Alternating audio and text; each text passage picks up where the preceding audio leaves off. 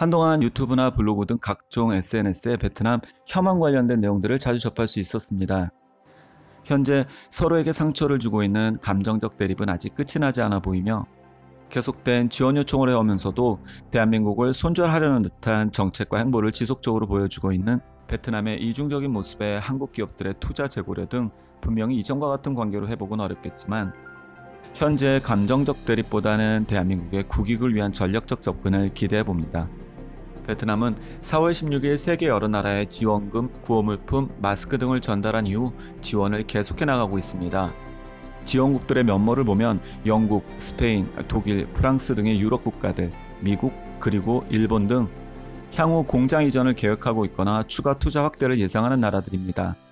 한국에 대해서는 한국의 진단키트를 비하하면서도 진단키트와 물품 및 여러 가지 도움을 지속적으로 요청했으며 정부로부터 50만 불을 지원받고 거주 한인회, 한인기업, 대사관 등으로부터 다양한 지원을 받아왔음에도 이번 베트남이 지원한 나라 목록에 대한민국이 형식적으로라도 제외되어 있는 것은 많은 것이 시사될 수 있는 대목입니다.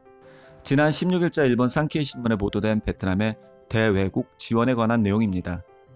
산케이 신문 16일자 보도에 따르면 베트남 정부는 신종 코로나 바이러스 감염 확대가 계속되고 있는 일본에게 의료 마스크 5만 장 그리고 10만 달러 상당의 의료용품을 제공하기로 결정하고 16일 그 기증식이 이루어졌습니다. 기증식에는 일본 대사관의 아다츠마 시니치 차석 공사가 참석하여 효과적이고 매우 귀중한 지원입니다. 베트남이 주신 지원을 소중히 사용하겠습니다라는 감사의 뜻을 표명했습니다.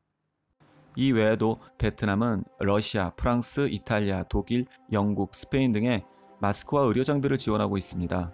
안동 베트남 외무부 차관은 14일 하노이에서 열린 행사에서 국제협력과 단합 강화는 사람들의 건강과 안녕을 보호하고 코로나19의 영향을 최소화하기 위한 노력에서 중요한 요소이며 어느 나라도 코로나19와 홀로 싸울 순 없다라고 말했습니다. 한편 어제 베트남은 듀퐁사가 생산한 45만 개의 방호복을 미국에 배송했다고 로이터 통신은 보도했습니다. 하노이 주재 미국 대사관은 첫 번째 선적이 미국의 전략적 국가 비축장에 도착했다고 성명서에서 밝히며 이번 선적은 미국의 코로나 바이러스에 대해 최전선에서 일하는 의료 전문가들을 보호하고 미국, 베트남 파트너십에 힘을 보여줄 것이라고 더했습니다. 트럼프 미국 대통령은 텍사스 달라스의 물품이 선적된 후 트위터에 베트남의 친구들에게 감사를 표한다 라고 밝혔습니다. 현 시점에서 큰 지원은 아니지만 지원을 받은 미국과 스페인, 이탈리아, 독일과 프랑스는 높은 확진자 수와 사망률을 기록하고 있습니다. 4월 16일 일본에게 의료물품 지원 당시 베트남은 4월 1일 이후로 15일까지 내려진 도시봉쇄 조치가 23일까지 연장되었던 상태입니다.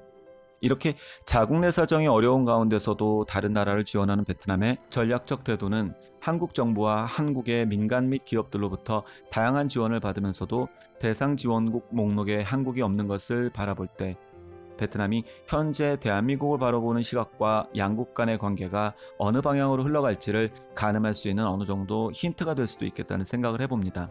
다만 그렇다고 지금과 같은 베트남을 손절하자는 등의 감정적 대처는 절대 우리나라의 국익에도 도움이 되지 않습니다. 앞으로 한국의 투자가 이전처럼 크게 확대되지는 않을 것으로 보이지만 시민의식이나 경제, 군사 모든 면에서 우월한 우리나라가 먼저 포용하는 쪽으로 방향을 잡고 보다 국익을 위한 접근을 기대합니다. 거기에는 현재 베트남이 한국의 무역수지 흑자국 3위일 정도로 우리나라에게 큰 이익을 가져다주고 있는 이유도 있습니다.